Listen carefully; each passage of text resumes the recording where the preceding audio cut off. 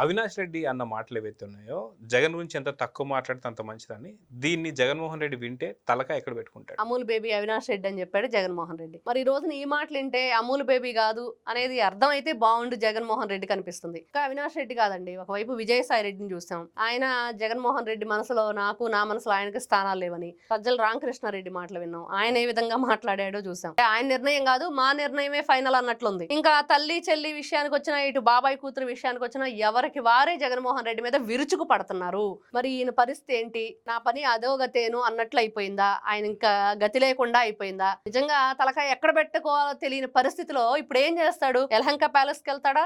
ED సోదాలు start అయిపోయినాయి. దేశవ్యాప్తంగా జగన్మోహన్ రెడ్డి ఏం చేస్తాడంటే ఇంకెక్కడైనా అండర్ గ్రౌండ్ చూసుకొని వెళ్ళిపోవాల్సిన పరిస్థితి ఈ రోజున జగన్మోహన్ రెడ్డి గారికి ఏర్పడిందని అర్థమవుతుంది. అదే పులివెందల్లో తలకాయ పెట్టుకుందన్నా సరే, జెడ్పీటీసీలో డిపాజిట్ కూడా కోల్పోయి. మరి అదే పరిస్థితి, ఎక్కడికి వెళ్ళినా కూడా ముందు నువ్వు ఈ వెనక్కోయినట్లుగా వీళ్ళే పక్కలో బల్లెం అంటారు కదండి, అలా తయారయ్యారు. ఒక ముళ్ళ కవచం లాగుంది ఇప్పుడు జగన్మోహన్ రెడ్డి పరిస్థితి. పార్టీ పగ్గాలు ఎవరు చేపడుతున్నారా అన్న పరిస్థితిలో ఈ రోజున జగన్మోహన్ రెడ్డి అయోమయంలో, అగమ్య గోచరంలో ఉన్నాడనేది మాత్రం అర్థమవుతుంది.